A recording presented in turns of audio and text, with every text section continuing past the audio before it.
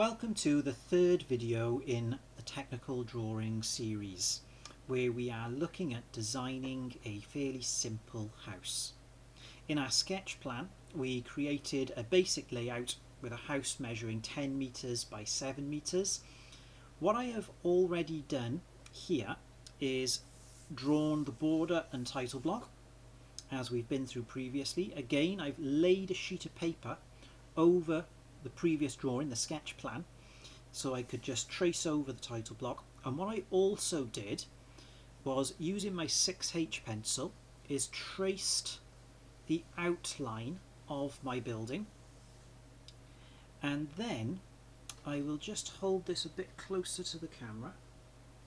You can just about make out, because again using the 6H pencil, I have created the cavity wall construction, and then I've gone on to trace the inner walls from the sketch plan itself. So the cavity wall construction I've done as measuring from the outside going inwards, 100 millimeters for the brickwork, 150 millimeters for the cavity, which is going to include insulation as well as an airspace, and then finally 100 millimeters for the block work. And I've done that going all the way around the building. Then it's important to mark out the positions of your doors and windows. Once you have done all of that, we are then at the point where we take our HB pencil and we're going to very carefully darken up the walls that we've done. Now, it's very important on the corners that you actually turn them around the corners rather than crisscrossing over. So to show you what I mean by that, I'll show you in a second, but before that I am going to just mark the openings of the doors and windows, just so I don't accidentally draw across those.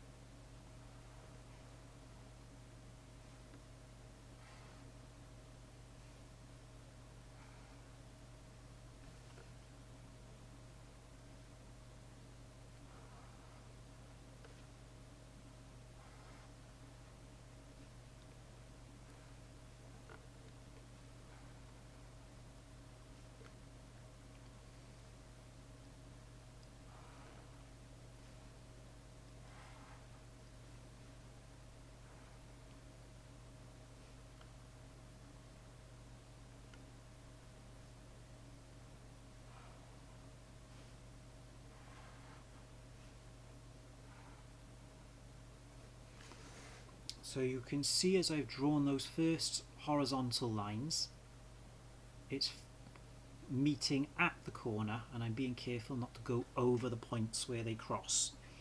So now, as I do the vertical lines of the walls, we'll see them join together.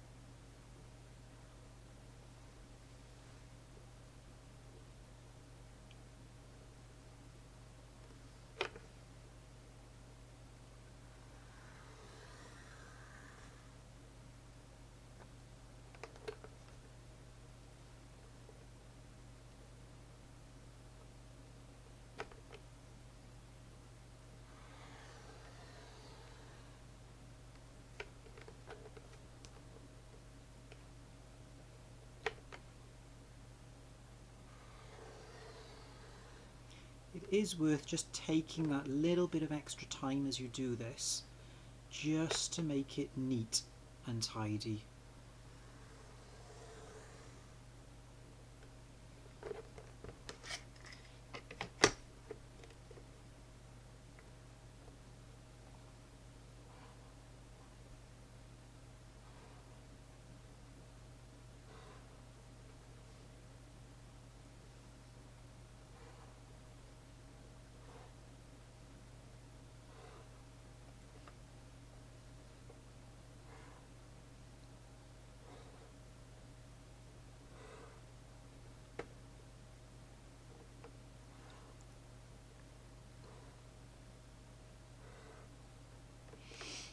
There we go. So we can avoid our lines crisscrossing, which would make the corners look quite messy. So that's the exterior walls done. Now I'm just going to add the internal walls. Again, I've previously traced over these in the 6H just so I can see where they are.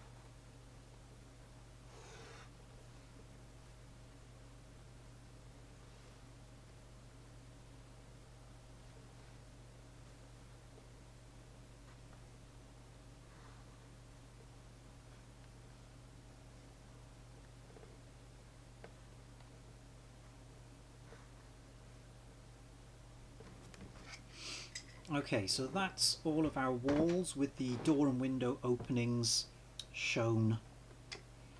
Now we want to have a look at doing the doors and windows. So I'm going to use the 2H, and very similar to what we did on the sketch plan, but we are going to add just a little bit of extra detail. So on these internal ones, I'm going to just put a thin line very close to the door opening, and that represents the lining of the door, or the frame as you might say. So it should be very thin, close as you can.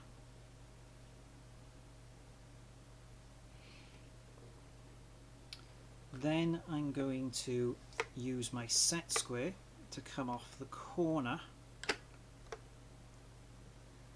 of that.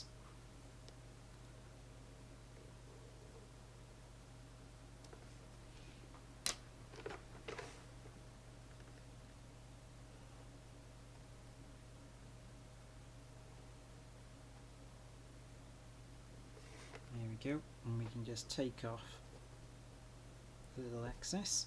And again, if you are using a compass for that, you just put the point of the compass by there, the nib of the compass there, and then just rotate it around, and you will achieve the same thing.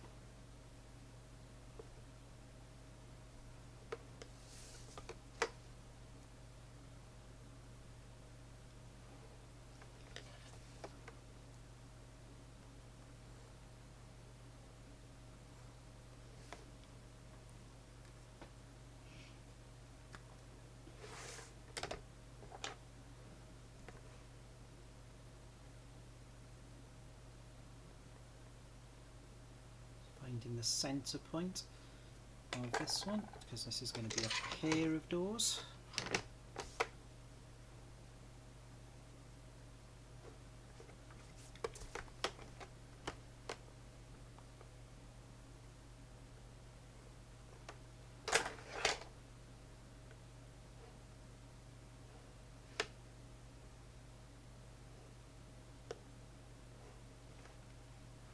Okay,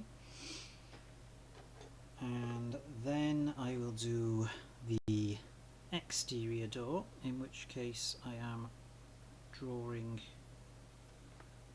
the frame of the door.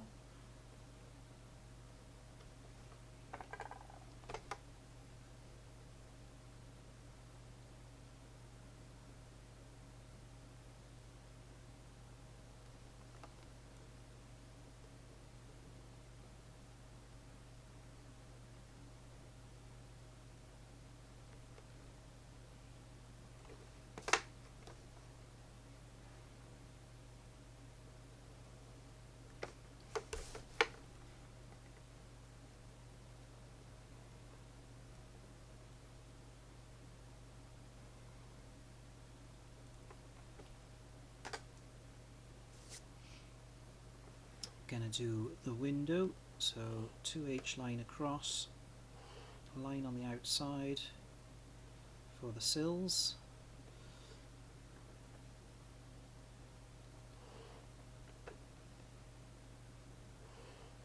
the window. On the windows here, in difference to what we did on the sketch plan, just going to add a little bit more detail. So I'm going to do the width of the frame on the sides,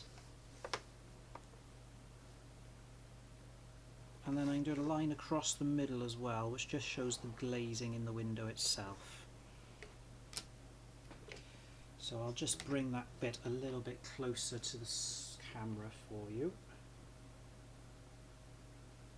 So you can just see there that extra bit of detail on the window and the external door frame.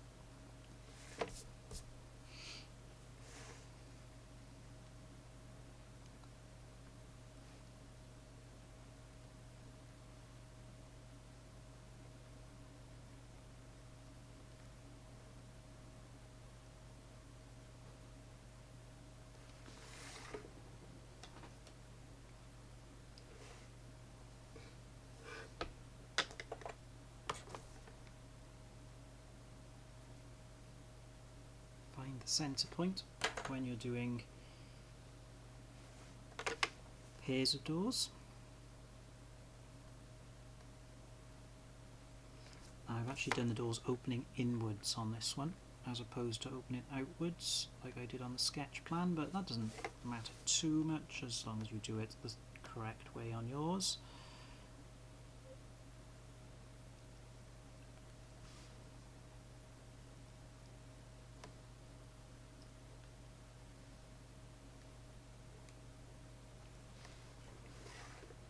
There we go, and I'll just take the end of that off.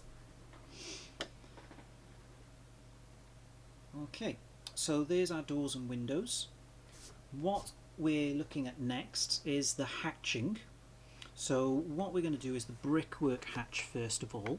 So with your hatchings, try and keep them at 45 degrees. Use a set square to help you do this. For the brickwork, again using the 2H pencil. The reason we're using the 2H is because we got the outlines of the walls in HB. So this will be very noticeable still, but it won't be as dark as the outlines of the wall. So I'm going to do a pair of lines close to each other at 45 degrees, then I'm going to leave a gap and do another pair of lines. And then I'm going to leave another gap and do another pair of lines. And what I want to do is try and leave roughly equal spaces between each pair of lines. Now I'm not measuring this, as you can see, I'm just doing it by eye judgment. But as long as it's roughly the same, it'll still look quite nice. When you have it very noticeably inconsistent, it does show up and it does make the drawing just look not as neat. So do try to just get that bit of consistency, and a little bit of practice sometimes it's all that's needed.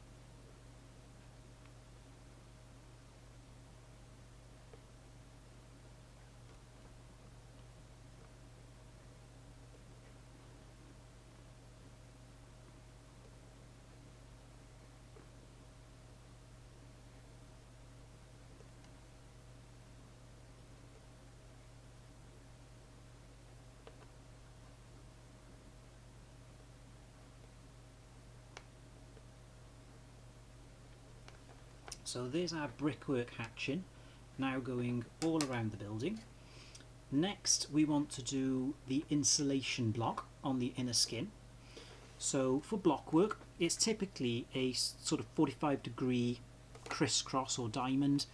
That isn't so easy to draw.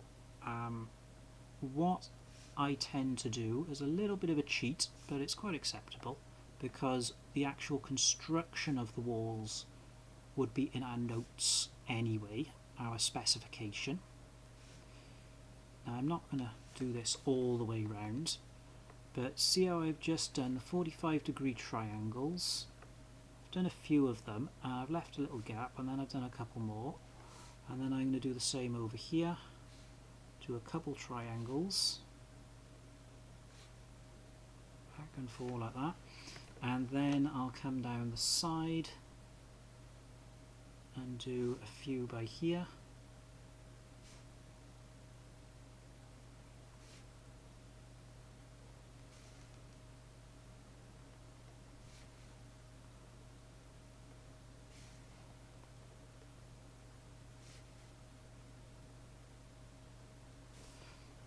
And you would do that all the way around the inner skin.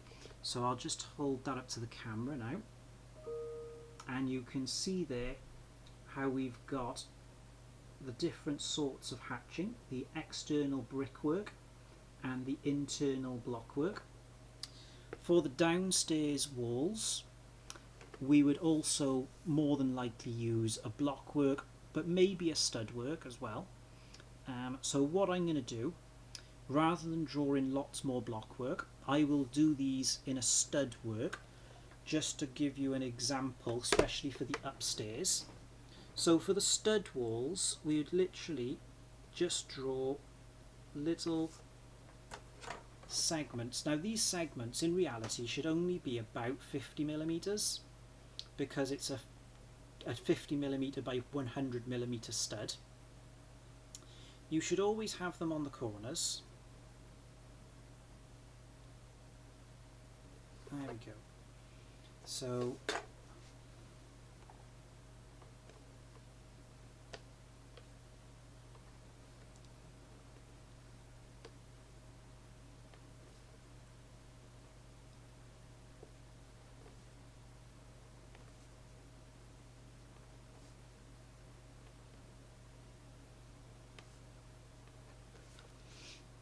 and that would just show the stud work in the walls.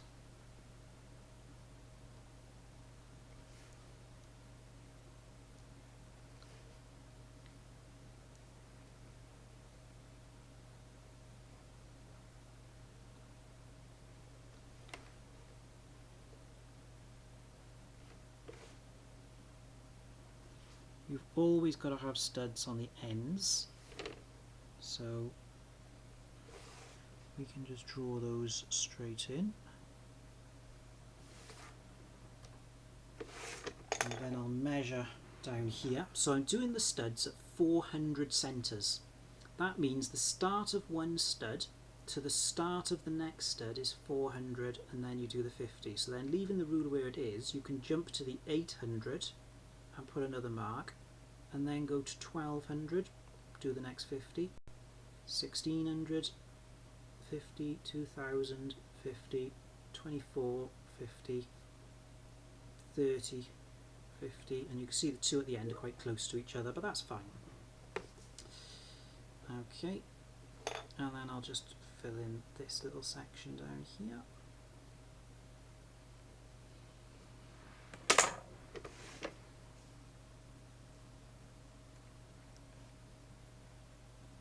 So these studs, as I said there, are at 400 centres. However, you may well be doing a wall where your studs are at 600 centres perhaps. Depends on what your construction is. So check your specification, do a bit of research to see what walls your construction you're going to use.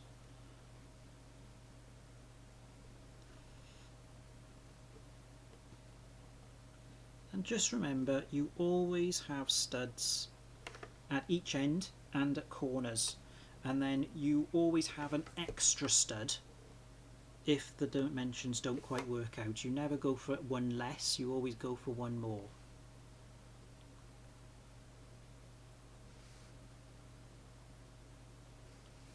So by here I'm going to put some extra studs in just on those corners by there,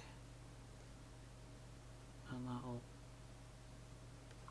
just make sure that's nice and tidy.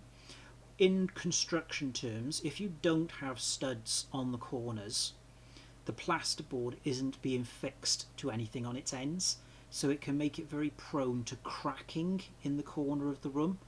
So therefore you always make sure there is a stud in the corner of the room.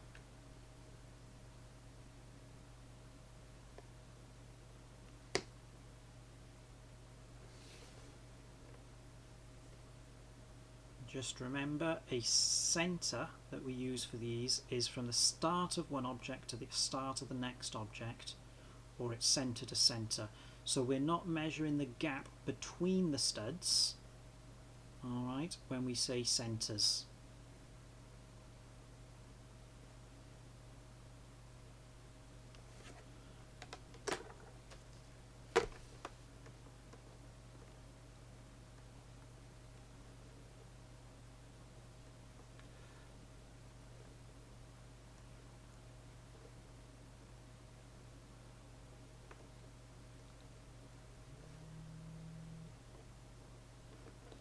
Now,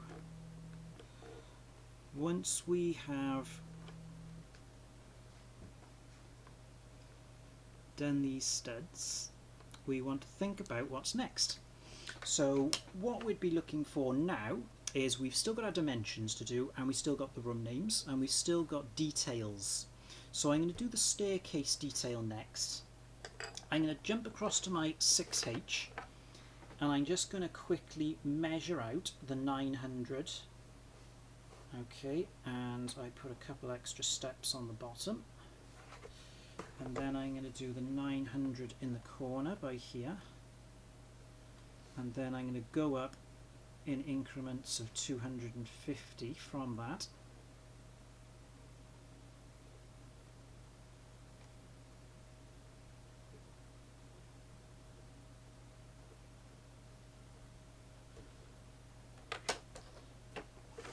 And just sketch these on. I'm doing this very lightly because this is just getting us the overall shape and size of it, but on this drawing we do actually want a bit more detail. We want to include like the handrails, the banister. So what I'm going to do now is use my 2H pencil, and I'm going to draw the Newel posts. So these would be about 100mm square, and you'd have one at the corner and one at the end by there, and this I'm going to sort of centre on what we've drawn already there. So where my lines crisscross, that's going to be the centre of my Newel.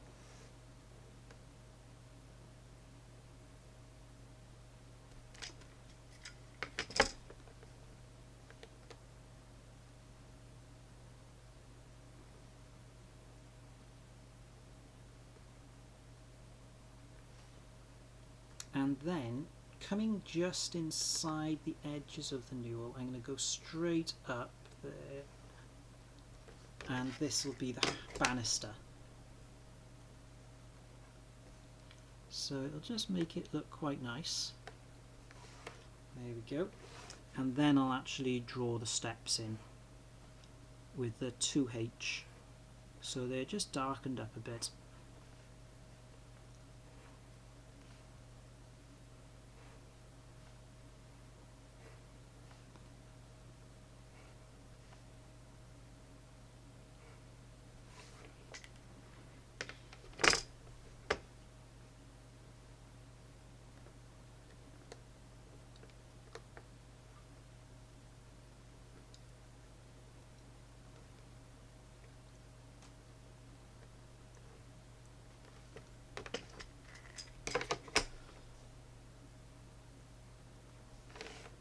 And we want to put our winders back in the corner.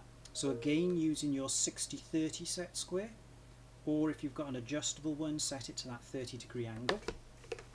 And again, line it up with the centre of your Newel, and then just draw the step. Flip it around, same again.